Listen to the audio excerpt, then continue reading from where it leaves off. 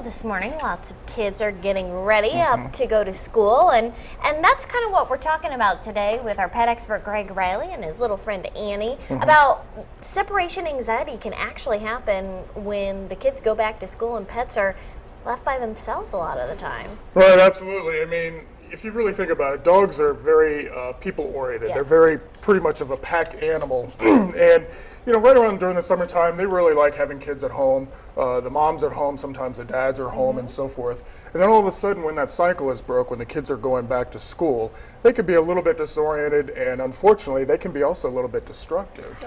That is true. They can get into some mischief. So how can we kind of curb this or help ease our pets' anxiety? You know, I think really the easiest thing that if you're really concerned about your dog having these really wild behavior swings, you could probably put him on, like, say, doggy Prozac, which would help tremendously. There is such a thing. This is true. There is such a thing, and the other biggest thing that I'm a big supporter of is put them in a crate. Okay. They can't get into the trash, they can't tear up your couch, they can't tear up your rug. Put them in a crate while you're going off to your job or you're taking the kids to school. And then when you get back, obviously the dog will be nice and, you know, calm and collective, and your house hopefully will be intact.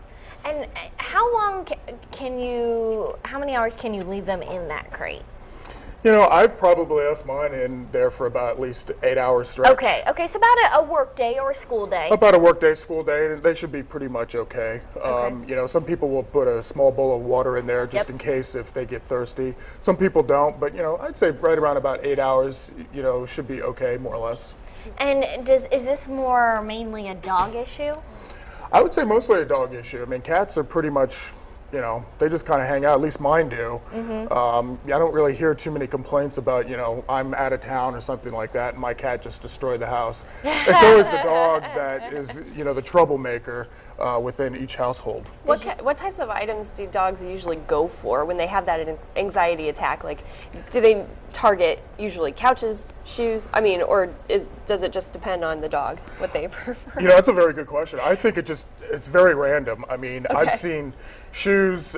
There was one Dalmatian in particular that just would eat and destroy anything from socks to washcloths to pillowcases. You name it, really. So it's very random and very selective. Do you deal with that with Champ, your dog? No, he's actually pretty good. He misses me. He always sits at the top of the stairs waiting for me to get home. But no, I'm very blessed. He doesn't get into anything unless the trash. Normally I have to make sure the trash is away, covered. But no, he's good. Luckily. Wonderful. Well, also, real quick, something we can also talk about too this time of the year is fleas and ticks and that kind of stuff.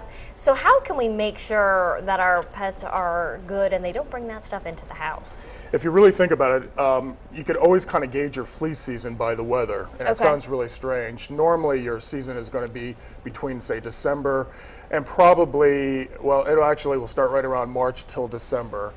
And if you think about your dog having fleas, there's only maybe about 30 fleas, maybe 50 fleas on your dog, unless there's a real true infestation. Oh, okay. The biggest thing that you're going to really worry about is the fleas multiplying in your household and laying eggs. And obviously, since they're an insect, they can lay, you know, hundreds of eggs. So really the biggest thing is what you could do is put a topical ointment on your dog or your cat. That'll help with the fleas. And then the biggest thing you really need to do is tackle your house.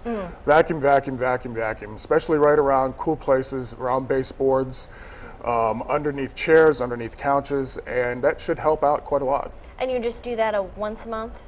I would say, you know, your topical ointment once a month and, you know, vacuum as much as possible, and that'll definitely help. If it gets really bad, you may want to call a professional, like, say, you know, Orkin or another exterminator. Oh, wow. How about those flea collars? How well do those work? You know, I'm not a big fan of the flea collar, only because, you know, the fleas have to be contacting with the collar, and if you have a bunch of fleas down here, they're still going to be, you know, having a great old time. So, definitely use that ointment. Well, thank you so much, Thank you, Greg and Annie, for coming to talk with us. As we take a break, here's a look at how you can get a hold of Greg Reilly. If you have any questions, look him up on Facebook at Greg the Pet Guy as well. You're watching News 10 This Morning. We'll be right back.